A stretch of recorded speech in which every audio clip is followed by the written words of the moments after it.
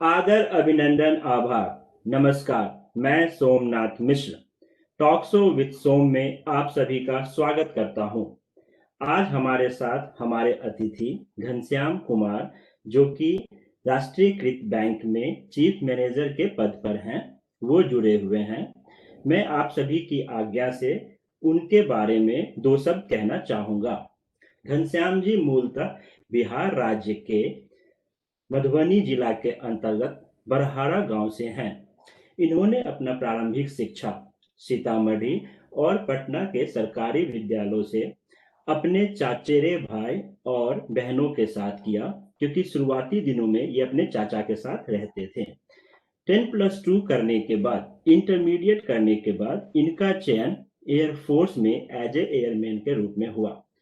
अपने एयरफोर्स के कार्यरत रहने के दौरान इन्होंने graduation, post graduation, double MBA complete किया। उसके बाद इनका चयन बैंक में हुआ और बैंक में कार्य करते के दौरान अभी ये जो चीफ मैनेजर के पोस्ट पे हैं वो राष्ट्रीयकृत बैंक है, जहां ये अपने बैंक को संभालते हैं। आइए हम इनसे इनके बारे में, इनके अनुभवों को साझा करते हैं। स्वागत करता हूं घनश्याम जी।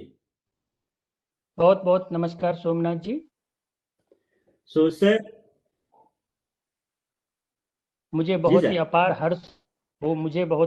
हर्ष हो रहा है कि आपने मुझे ये प्लेटफॉर्म दिया और इस प्लेटफॉर्म पर आकर मैं अपने बारे में कुछ बता सकता हूँ। जैसा कि आपने बताया कि मैं बिहार के मधुबनी डिस्ट्रिक्ट से बिलोंग करता हूँ। मेरे गांव का नाम बरहारा है। मेरी बचपन की पढ़ाई गांव में कुछ सालों तक हुई। उसके बाद मैं अपने चचेरे भाई से बहुत ही प्यार करता था और उनके बिना रह नहीं सकता था। इसीलिए मेरी बाकी की पढ़ाई मेरे चाचा के साथ हुई, जो कि पुलिस में कार्यरत थे और उनका जगह जगह ट्रांसफ़र होता था। तो मूलतः मेरी पढ़ाई सीतामढ़ी से और पटना से हुई। मैं जब 10+2 कंप्लीट किया, ये बात है 1994 की। 1994 में मैं इंटरमीडिएट कंप्लीट किया और इंटरमीडिएट कंप्लीट करने के बाद ही हमें पता चला कि एयरफोर्स में सिलेक्शन की प्रक्रिया चालू हो रही है। तो मैं मूलतः एक चीज़ बताना चाहता हूँ कि उस समय जब मैं 92-94 में था और बिहार के स्टूडेंट्स की जहाँ तक बात करूँ, तो उस समय सबसे बड़ी चीज़ थी नौकरी की। उस समय ऑप्शंस नहीं थे हमारे पास। सबसे बड़ी चीज़ थी कहीं भी नौकरी मिलना चाहिए और मैं बहुत ही एवरेज स्टूडेंट रहा था उस समय। तो जैसे ही पता चला हमें कि एयरफोर्स में चयन हो रहा है, तो मैंने एयरफोर्स की भर्ती की प्रक्रिया में शामिल हुआ और उस समय मेरा सिलेक्शन हो गया एयरफोर्स में ही। तो 94 में मैं इंटरमीडिएट कंप्लीट किया और 95 में मेरा सिलेक्शन हो गया और 95 में मैं जो है एयरफोर्स जुलाई के महीने में मैंने एयरफोर्स ज्वाइन कर लिया। एयरफोर्स में मैं 9.5 साल की नौकरी की 2005 तक।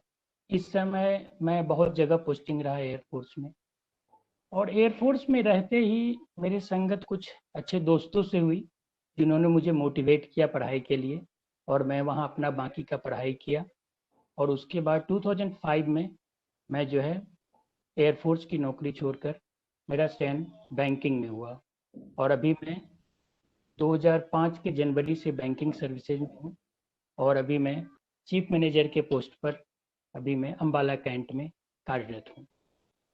बहुत बहुत धन्यवाद। ये बातें सुन के जो आज के युवा पीढ़ी हैं, जो सरकारी नौकरी करना चाहते हैं, जिनका कहना है कि सरकारी नौकरियां खत्म हो चुकी हैं, वहां आप एक उदाहरण हैं जिन्होंने दो दो सरकारी नौकरी किया।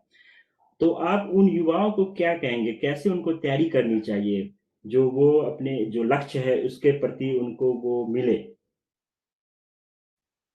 अच्छा, मैं इस सिलसिले में आपको एक चीज़ बताना चाहता हूँ। जब मैंने इंटरमीडिएट किया और उस समय की 94-95 की बात मैं बताना चाहता हूँ। मैं मूलतः बिहार से बिलोंग करता हूँ, तो उस समय हम लोग के दिमाग में कोई भी ऑप्शंस नहीं रहते थे। हमें ये करना है, वो करना है, ये करना है। जो मिल जाए, जैसा भी नौकरी मिले, बस नौकरी करना है, ये था ऑप्शन। लेकिन आज के बच्चों को और युवाओं को मैं ये बताना चाहता हूँ कि आज उनके पास बहुत सारे ऑप्शंस हैं। मतलब बंडल्स ऑफ अपॉर्चुनिटी है उनके पास और मैं सबसे बड़ा बात ये कहना चाहता हूँ उनको कि हम लोग को पहले सिखाया जाता था कि लव व्हाट यू डू, लेकिन मैं अभी ये उनको बताना चाहता हूँ कि डू व्हाट यू लव। आप अपने दिशा निर्देशित करें कि आप किस दिशा में जाना चाहते हैं। ये मूलतः जो है जब हमारा मैट्रिकुलेशन होता है तो उसी समय ये निर्धारित हो जाता है कि आप किस दिशा में चाहते हैं। बहुत सारे अपॉर्चुनिटी है, आईटी का फील्ड है, मेडिकल का फील्ड है, इंजीनियरिंग का फील्ड है, लीगल का फील्ड है। और आजकल तो मैं ये भी कहना चाहता हूँ कि केवल पढ़ाई ही नहीं, पढ़ाई के अलावा अगर बच्चे के किसी में रुचि है, किसी में इंटरेस्ट है, तो उनके मम्मी पापा उस दिशा में भी उसको जो है प्रोत्साहित कर सकते हैं, मोटिवेट कर सकते हैं। जैसे स्पोर्ट्स का फील्ड है, आजकल स्पोर्ट्स में आदमी जो है कहाँ से कहाँ पहुँच सकते हैं। इंटरटेनमेंट का लाइन है, इंटरटेनमेंट लाइन में आप जाना चाहते हैं, कोई गाना अच्छा गाता है, कोई बहुत ही अच्छा इंस्ट्रूमेंट बजाता है, तो सभी बच्चों को मोटिवेट करना चाहिए और इसमें उसके पेरेंट्स उनको बहुत ही हेल्प कर सकते हैं। पहले अपने बच्चे का इंटरेस्ट देखें कि बच्चे को किस डायरेक्शन में इंटरेस्ट है, और उस इंटरेस्ट के बच्चों पेरेंट्स का काम है कि उस इंटरेस्ट के बारे में बच्चों को उसके अपॉर्चुनिटी बताएं, उसके चैलेंजेस बताएं, और उसके बाद मतलब बच्चे को सोचने दे और उनका डिसीजन लेने दे कि बच्चे किस फील्ड में जाना चाहते हैं। और बहुत सारे अपॉर्चुनिटी है, आपने जैसे बताया, मैंने 2 नहीं, मैंने 3 नौकरियां की हैं अभी तक। मतलब अच्छा। बैंकिंग में रहते हुए मैं एक और बैंक के लिए सिलेक्शन हुआ था, बैंक ऑफ इंडिया के लिए, मैं गया नहीं। तो जॉब की कोई भी कमी नहीं, और किसी भी जॉब के लिए तैयारी जो है, एक आप अगर सुचारू रूप से करें, प्लानिंग से करें, तो कोई भी नौकरियां आसान नहीं है। चाहे नौकरी करें, चाहे आप बिजनेस करें, या किसी भी कोर्स में जाएं, तो मतलब सभी मैं से पहली बात। थोड़ा सा करेक्ट करूंगा कि कोई भी नौकरी, इनका कहना है कोई भी नौकरी आसान है, आसान नहीं है, जस्ट मिस्टेक। सो कोई भी नौकरी आसान है अगर आप सुचारू रूप से कोई भी आप तैयारी करते हैं, अपना प्लानिंग करते हैं, तो कोई भी नौकरी आप पा सकते हैं जिसमें आपका रुचि है। तो मूलतः ये बात रुचि की है, रुचि के बाद परिश्रम की है। बहुत बहुत धन्यवाद। आप मुझे एक बात बताएं, जैसे आपने एयरफोर्स में काम किया, अभी आप बैंक में हैं, तो आप दोनों को कैसे देखते हैं? मतलब दो सरकार की दो विंगे हैं, दो अंग हैं, तो उन दोनों में कौन सा अच्छा है अगर कहा जाए तो? नहीं, मेरे दृष्टिकोण से देखिए, मैं किसी को कम बेसी या किसी को इंफीरियर या सुपीरियर नहीं बता सकता। दोनों अपने जगह बहुत ही हैं। मैं जैसे एयरफोर्स में था, तो एयरफोर्स सेवा है, और वो अपने देश के लिए हम लोग काम करते हैं। मैं जिस था उस समय कारगिल का युद्ध हुआ था, तो हम लोग को ये अपॉर्चुनिटी मिला था कि हम युद्ध के बारे में जान सके, कैसे युद्ध होता है, क्या होता है, किस समय होता है। ये बहुत ही बड़ी अपॉर्चुनिटी मिलती है, बहुत कम आदमी को मिलता है इस तरह का अपॉर्चुनिटी। और जहाँ तक बैंकिंग सेवा की बात है, तो बैंकिंग संख्या जो आपको पता ही होगा कि किसी भी देश की जब इकोनॉमी के बारे में जब बात ही होती है, तो उसका जो भी संचालन होता है, जो भी रूट होता है, प्रोसीड्स होता है, इकोनॉमी का रूटिंग होता है, वो बैंकिंग के थ्रू ही जाता है। तो दोनों एक दृष्टिकोण से अगर हम देखें, डिफेंस सर्विसेज वो देश की रक्षा के लिए काम करती है, और बैंकिंग सर्विस है वो देश की इकोनॉमी को स्ट्रॉन्ग करने के लिए काम करती है। तो दोनों का अपना अपना रोल है, और दोनों अपने जगह बहुत ही सुपीरियर है। बहुत ही सही कहा आपने। सो जैसे मान लो कि आप जो अपना करियर स्टार्ट किया, तो आपने कहा कि आपको पता नहीं था, बस जॉब चाहिए था, जॉब करना था, ज्यादा जानकारी थी नहीं, क्योंकि आजकल डिजिटल युग है, लोगों के पास बहुत सारे ऑप्शंस हैं। तो जैसे अगर आप मान लो बैंक या एयरफोर्स में ना होते, तो आप कहाँ देखते हो, आप कहाँ होते? मैं इस बिंदु पर एक चीज बोलना चाहता हूँ कि जैसे मेरे मम्मी पापा थे, तो बचपन में जब बात होती थी कि क्या बनोगे बेटे, क्या बनोगे, तो मम्मी पापा का मन था कि मैं डॉक्टर बनूं। मैं फ्रैंकली बताता हूँ, उस समय मुझे याद है बचपन में हम्म। बातें होती थी कि बेटा डॉक्टर बनो, डॉक्टर कोई हमारे परिवार में नहीं है। नॉर्मली आप देखिएगा बिहार में क्या रहता है, बिहार में अपने आप को, फैमिली को आदमी स्कैन करता है। फैमिली करेंगे, फैमिली को देखेंगे आईएएस है कि नहीं, कोई डॉक्टर है कि नहीं, कोई इंजीनियर नहीं है कि नहीं, तब वो डिसाइड करते पर चलो यार कोई डॉक्टर नहीं है, एक डॉक्टर बनना चाहिए हमारे फैमिली में। बिल्कुल तो सही इस कहा तरह का आपने। इन्वायरमेंट है हमारे बिल्कुल बिहार सही। की हाँ गवर्नमेंट। हाँ। तो पेरेंट्स जो है, मेरे मम्मी पापा चाहते थे कि मैं डॉक्टर बनूं, लेकिन मेरा झुकाव शुरू से ही जो था, मैं इंक्लिनेशन बोलिए एक तरह से, जो इंक्लिनेशन था वो मेरा, जो एडमिनिस्ट्रेटिव सर्विस होता है उस तरह था, क्योंकि मुझे पावर से थोड़ा लगाव था। बचपन की बातें हैं, बचपन में मैं बता रहा हूँ। हम्म। तो लेकिन डेस्टिनी ने कुछ और डिसाइड किया था। डेस्टिनी ने डिसाइड किया कि मैं एयरफोर्स में जाऊं, और एयरफोर्स में गया तो मैं बहुत ही एवरेज स्टूडेंट था। और मैं आपको छोटा सा स्टोरी भी बता देता हूँ कि जब मैं ये नॉर्मली किसी के साथ शेयर नहीं किया अभी तक, लेकिन जब बातें चली हैं तो मैं बताता हूँ। मैं 10+2 तक जो मेरा स्टडी हुआ था वो पूरा हिंदी मीडियम में स्टूडेंट था। मतलब मैंने जो अच्छा। साइंस की जो राइटिंग की थी या जो लिखा था एग्जाम में, वो अच्छा। भी हिंदी मीडियम में। उसके बाद एयरफोर्स का सिलेक्शन हुआ, उसमें एंट्रेंस होता है, तो एंट्रेंस हुआ, उसमें मैं पास हुआ। और उसमें उसके बाद मेडिकल होता है एयरफोर्स में। तो जब मेडिकल हुआ था तो मेडिकल में फर्स्ट टाइम हमको टेम्पोररी अनफिटनेस किया था। टेम्पोररी क्योंकि मुझे डेंटल में कुछ इशू था। अच्छा। तो जब उन्होंने टेम्पोररी अनफिटनेस सर्टिफिकेट दिया तो that certificate was in English. English, okay. और मेरी इंग्लिश, हाँ, और मेरी इंग्लिश उस समय इतनी पुअर थी कि मैं वो सर्टिफिकेट देख के समझ नहीं पाया कि ये सर्टिफिकेट आखिर क्या है, मेरा ओ, सिलेक्शन हुआ है या अनफिटनेस नहीं क्या नहीं, है या हाँ हाँ। टेम्पोररी अनफिटनेस क्या है, इसका क्या असर हो। तो मेरे और जो वहाँ पर उम्मीदवार थे, जो अप्लीकेंट थे, जो साथ में पढ़ रहे थे, मैंने एक अप्लीकेंट को दिखाया, बोला यार इसका मतलब बताओ।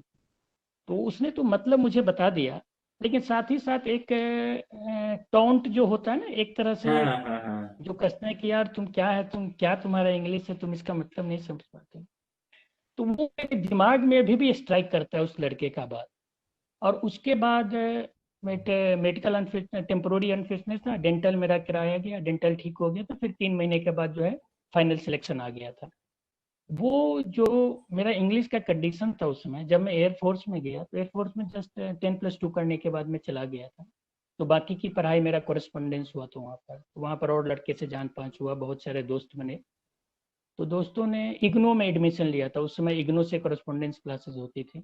तो ग्रेजुएशन में मैंने इग्नो में एडमिशन लिया। सभी ने हिंदी मीडियम में एडमिशन लिया, जो भी और मेरे दोस्त थे। जबकि मैंने जो है जो सब्जेक्ट चुना था वो आर्ट के सब्जेक्ट था, क्योंकि आर्ट से ही आप कर सकते थे। पब्लिक एडमिनिस्ट्रेशन मेरा सब्जेक्ट था ग्रेजुएशन में। और मैंने जानबूझ के वो इंग्लिश इंग्लिश चुना। था, मैंने जानबूझ के चुना। Although my English was not at all good at that time, लेकिन मैंने जानबूझ के चुना कि इसी बहाने कम से कम मैं इंग्लिश इंग्लिश पढ़ूंगा, से ठीक और है। इसी बहाने मेरा हो। और भगवान की कृपा से और सबकी दुआ से मैं उसके बाद वहाँ से इंग्लिश किया, फिर पीजी किया, फिर डबल एमबीए किया, उसके बाद फिर बैंकिंग सर्विसेज में आ गया। तो मैं बच्चे को यही तो बताना चाहता हूँ, इससे मेरा स्टोरी सुनाने का एक उद्देश्य ये था कि कोई भी बच्चे अगर किसी भी सब्जेक्ट में हो या किसी भी लैंग्वेज में अगर कमजोर हो, तो अपने आप को डीमोटिवेट न समझे। एक बार अगर अगर उन्होंने मन में ठान लिया है कि मुझे कुछ करना है, तो वो कर सकते हैं। हाँ, बिल्कुल सही कहा आपने कि बच्चों को, जैसे आपने इंग्लिश में आपको कमेंट मिलने के बाद भी आपने इंग्लिश चुना, जो कि आपके लिए बहुत ही बड़ा डिसीजन था उस समय अगर देखा जाए तो, अगर 15 साल 20 साल पहले जाके देखे। लेकिन ये था कि आपका इंग्लिश सीखने के प्रति जो आपका रुझान था, ये बच्चों के लिए, आज के युवा के लिए बहुत ही बड़ी बात है कि अगर जिस चीज में आप कमजोर हो, जब तक आप उससे टकराओगे नहीं, जब तक उस चीज का आप सामना नहीं करोगे, आप सीखोगे कैसे। दो ही चीजें हो सकती है, या तो गलत या सही, लेकिन कोशिश करने में कभी दिक्कत नहीं है। बहुत ही बढ़िया कहा आपने। तो जैसे एयरफोर्स में, जहां तक मुझे समझ में आता है कि वहां बहुत ज्यादा आपको जो समाज के लोग हैं उनसे लेना देना नहीं होता है, क्योंकि आपकी एक अपनी अलग संस्था है। और बैंक टोटली सामाजिक लोगों के साथ जुड़ा हुआ है, रोज का आपका कस्टमर फेसिंग है। तो कितना चैलेंजिंग होता है ये, क्योंकि आपके पास बहुत तरह के लोग आते होंगे, कुछ समझदार आते होंगे, कुछ ना समझ आते होंगे। तो कैसे मैनेज करते हैं इनको?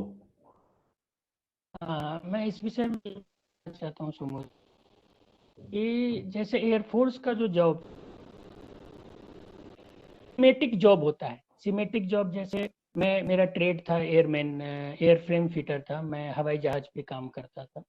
तो हम लोग का एक रूटीन जॉब होता है। आप रूटीन में चेकअप करेंगे, आपका जो सिस्टम से, ट्रेड से रिलेटेड जो भी काम रहेगा, आप उसको चेकअप करेंगे। चेकअप करने के बाद आप जो है पायलट को हैंड ओवर कर देते हैं, पायलट उसके बाद जो है उड़ाने के लिए जाता है। फिर मेंटेनेंस काम होता है, वो एक रूटीन जॉब होता है। और उसमें हमें पब्लिक ज़्यादा जो है करने की ज़रूरत नहीं पड़ती है, वहाँ पर कोई भी इंटरेक्शन नहीं होता है कम। लेकिन जहाँ तक बैंकिंग सेवा की बात है, बैंकिंग सेवा में भी मैं बहुत जगह डिफरेंट डिफरेंट जगह पर जा रहा हूँ। और यहाँ पर जिस जगह पे आप रहते हैं, जैसे मैं अभी अम्बाला कैंट में हूँ, उससे पहले मैं कोलकाता में था, कोलकाता से पहले बनारस में था। तो इस जगह है, हमारी ऑल ओवर इंडिया में ट्रांसफ़र होती रहती है। तो यहाँ पर आपको लोकल आदमियों से बात करने की ज़रूरत पड़ती है, लोकल पीपल से आपको इंटरेक्शन करने की ज़रूरत पड़ता है, क्योंकि वो बैंक में आएँगे, अपनी परेशानियाँ बताएँगे, आपको अपनी सुविधाएँ बताएँगे, जिस तरह की ज़रूरत होती है। तो इसमें एक फोर्स के कंपेयर में इसमें एक सुकून मिलता है और आपको जो है एक सेटिस्फैक्शन मिलता है। जब भी कोई गरीब गरीब आदमी या बूढ़ा आदमी या तरह का आदमी अगर आपके पास आता है और उसको जब हेल्प करते हैं, तो आपको बहुत आशीर्वाद देके जाता है। गाँव में ये देखा हूँ मैं, पर्टिकुलरली गाँव की बात बोल रहा हूँ, शहर में तो इस तरह के कम मिलते हैं। गाँव में जैसे मैं कोलकाता में था, चिंगरीपोटा में था, तो वहाँ पर जाने के बाद आपको लोकल लैंग्वेज भी बहुत कुछ सीखना पड़ता है।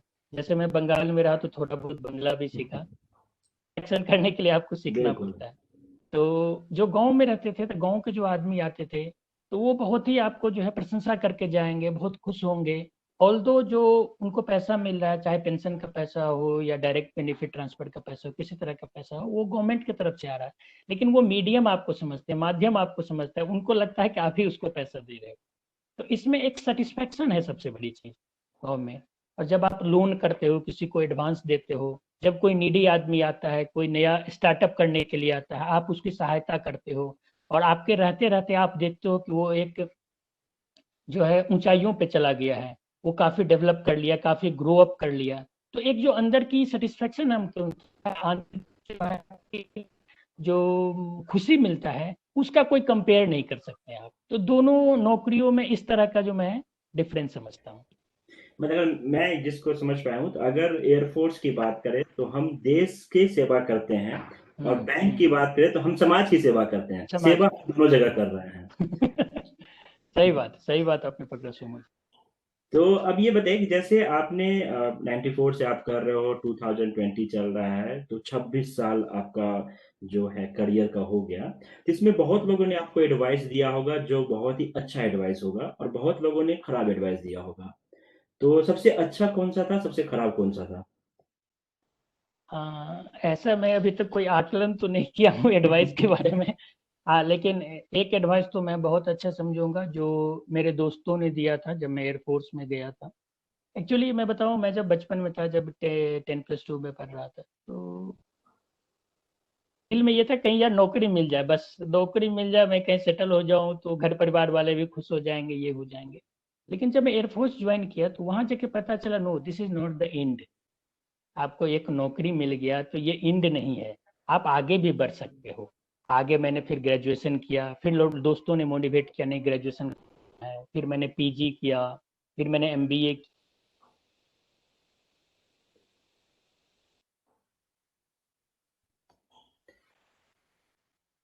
हाँ, तो जब मैं एयरफोर्स में गया तो उसमें पता चला कि ये एंड नहीं है। मोटिवेट किया कि तुम पढ़ाई कर सकते हो, क्यों नहीं कर सकते हो।